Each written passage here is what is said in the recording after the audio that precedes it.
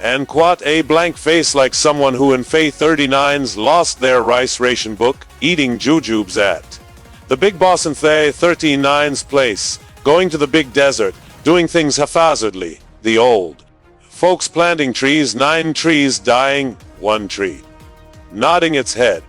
You guys have eyes like blind men, where are all the dead trees nodding their heads? And quat. These are idioms that were once very popular in Vietnam, describing a period of economic hardship and stagnant production. But now, after more than 35 years of reform, Vietnam has become one of the fastest growing countries in the world. Never before has our country had such a foundation, potential, position, and prestige internationally as it does today. So how did Vietnam build this achievement, and is it truly sustainable? Ham music.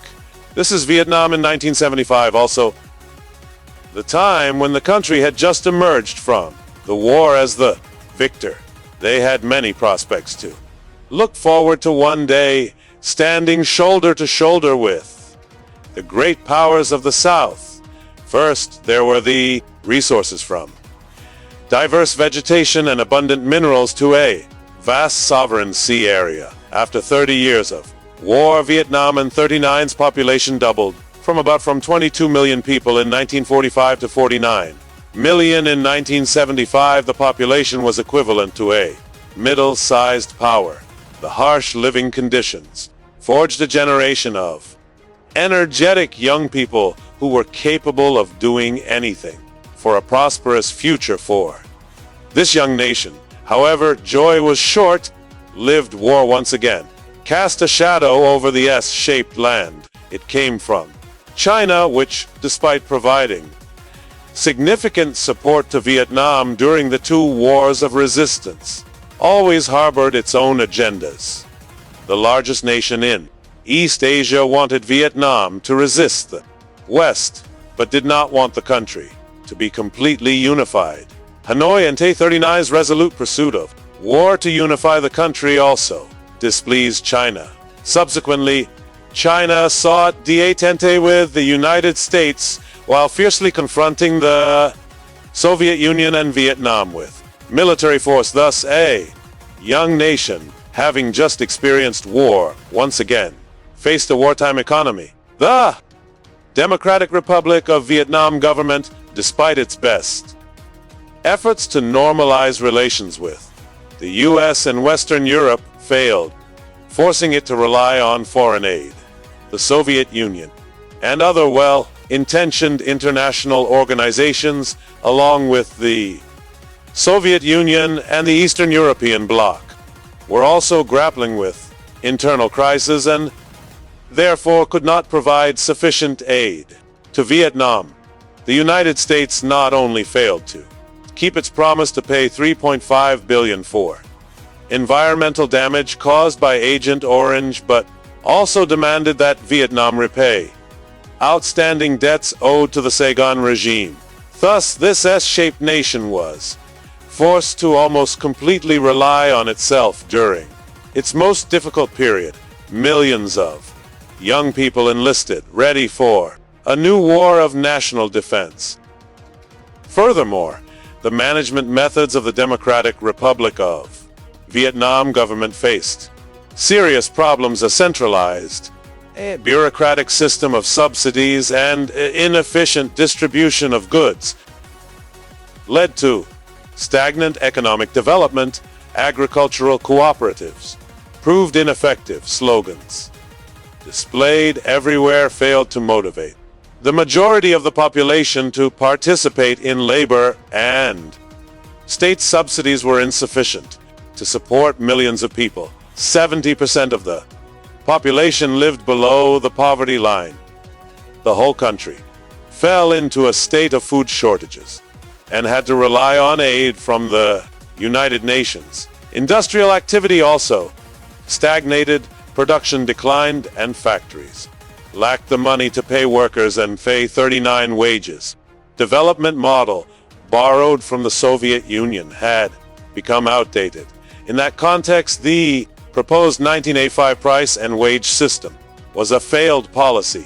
Specifically, in the context of money scarcity, the plan to issue new banknotes with denominations 10 times lower was introduced with the expectation that 6 billion dong of new money would serve the circulation equivalent to 60 billion dong of old money. The excessive injection of money and an economy lacking production capacity and with scarce goods caused inflation to rise to 7.74 pence in 1986. People had to borrow and hoard food, and illegal trading of goods was rampant in the open markets, according to French journalist Michel Bloved, who was present in Vietnam at that time. These markets were turned a blind eye by the government, such as Dong Xuan Market and Home Market. Thus, Vietnam became a poor and isolated nation compared to the rest of the world. The rest of the world, things couldn't pay 39 get any worse. This young nation would forever be mired in poverty and backwardness. But at the end of 1986, a new hope was rekindled. This man was General Secretary Nguyen Van Linh, known by the nickname Nquat. He speaks and acts pa Nquat. This leader initiated economic reforms listed in the Nquat Things to Do immediately. Nquat section of the People and Thay 39's newspaper. Nguyen Van Linh considered bureaucracy, waste, and corruption as the disease of the nation, while simultaneously encouraging the development of production and the circulation of goods. In essence, the reforms in the initial stage focused mainly on removing barriers to the economy. The reforms quickly yielded positive results. From a country that had been receiving aid, Vietnam exported 1.4 million tons of rice for the first time. This even surprised the Soviet Union, according to the Los Angeles Times. The leader of this superpower, lamented Nquat, I feel quite bitter and resentful that Vietnamese people far away have achieved tangible results on their own land, while Nquat we were still stubborn and naive, listening to her and agreeing. But the agricultural sector was still waiting for things to improve. Then a series of different market-oriented measures were applied, including liberalizing the domestic market, encouraging foreign direct investment, FDI from the private sector, and reducing subsidies for state-owned enterprises. Internationally, the war ended and Vietnam gradually normalized relations with China in 1991 and with the United States in 1995. A series of new foreign relations were also established. In a new way of thinking, national security and economic development goals are now intertwined. For Vietnam, internal security and stability are prerequisites for attracting FDI and tourism and formulating long-term macroeconomic policies beneficial to economic development.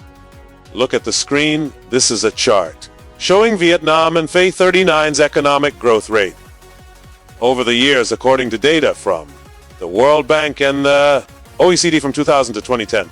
Vietnam Thay 39's GDP with an average annual growth rate of 7.2%. Vietnam and Thay 39's economy has experienced rapid growth and strong international integration.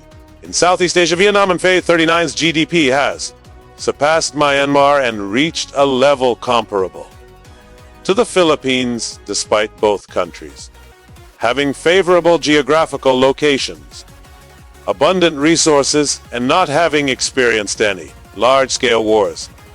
Vietnamese cities are becoming increasingly bustling, with numerous shops springing up side by side.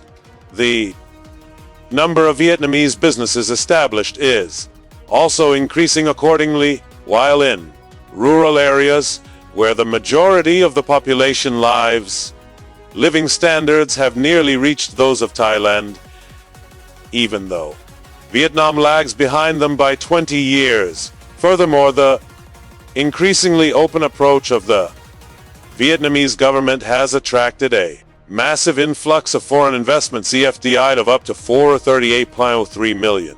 Notable examples include Daegu, which first entered Vietnam in 1992, LG, which established its presence in 1995, Toyota, which also entered in that year, and most notably Samsung, which invested in Vietnam. In the South Korean electronics group is also the most important factor, helping Vietnam and 39's exports of computer electronics and mobile phone components reach export values of 57 trillion, 52.4 billion respectively, accounting for 40% of export value, far exceeding other sectors. Amidst trade tensions between the US and China, coupled with rising labor costs in upper, middle income countries, Vietnam, with its stable political and security environment, has emerged as a new ideal destination. Major suppliers like Apple,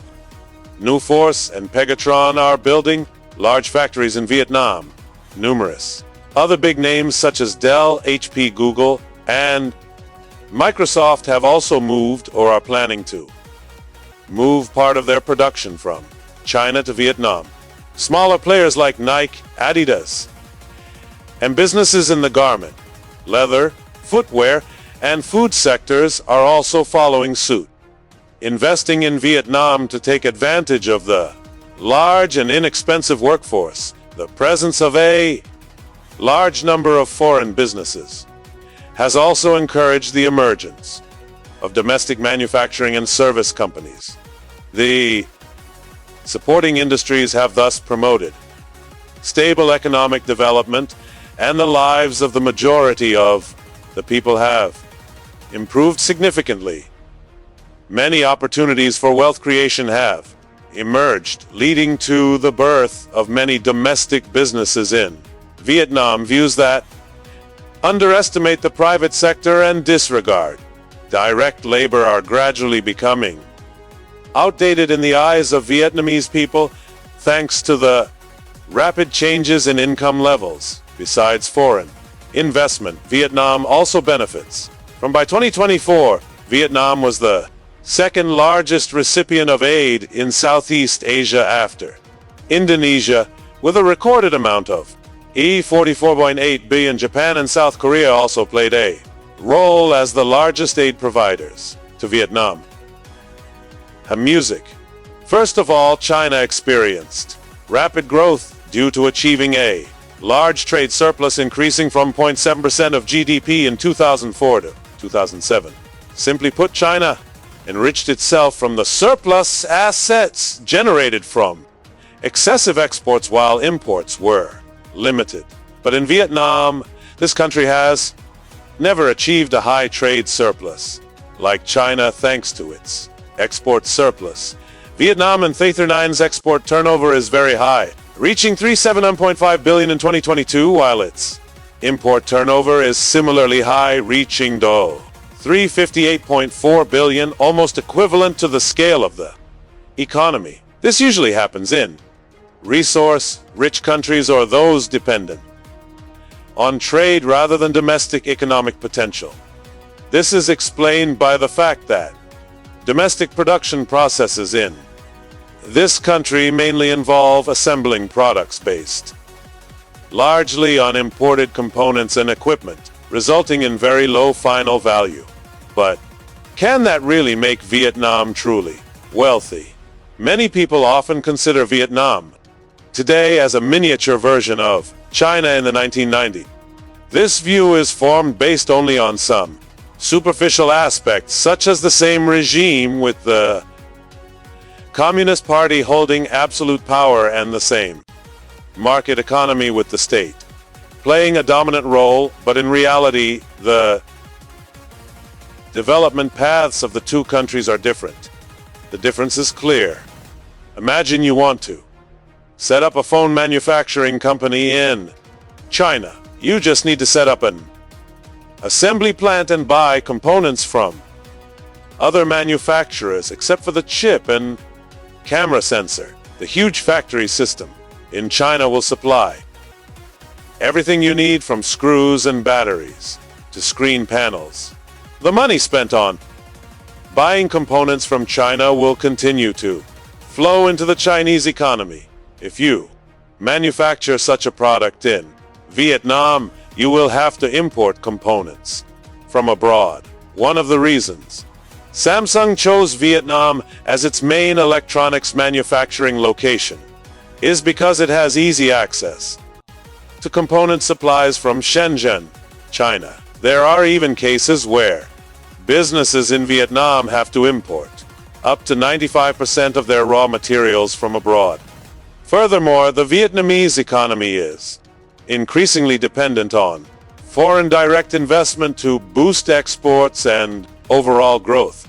Previously, foreign invested enterprises accounted for about 70% of total export value, but in the last 2 years, this percentage has increased. Furthermore, over-reliance on foreign direct investment, EFDI, and import-export activities can make Vietnam vulnerable to fluctuations in the global economy. The sustainability of Vietnam and F-39's production and export development is also fraught with risks because Vietnam and F-39's trade costs are higher than the ASEAN average, while China can absorb modern technology from foreign invested enterprises. The situation is not so smooth in Vietnam. Cheap labor and a lack of environmental protection have discouraged many Vietnamese businesses from adopting technological innovation. Only 5% of FDI enterprises in Vietnam use highly modernized technology, while the rest use medium or low-level technology. This lack of technological innovation and the long-term reliance on cheap labor as an advantage makes Vietnam vulnerable to losing opportunities to upgrade its value chain. In export-oriented manufacturing, this prolonged dependence also poses risks for foreign investors who may shift to other countries. Others meet better conditions regarding labor costs and infrastructure. Another persistent problem in Vietnam is the efficiency of the state-owned economic sector. State-owned enterprises account for 0.38% of the number of enterprises and 7.6% of the workforce, but own up to 28.6% of the total capital. Despite being highly favored, state-owned enterprises have not achieved the expected efficiency. Since 2001, many state-owned enterprises have been dissolved or gone bankrupt after a period of operating at a loss. Look at the screen. This ship bearing the Viet Nam logo was once a symbol of the Vietnamese people and F-39's aspiration to break through and reach the open sea.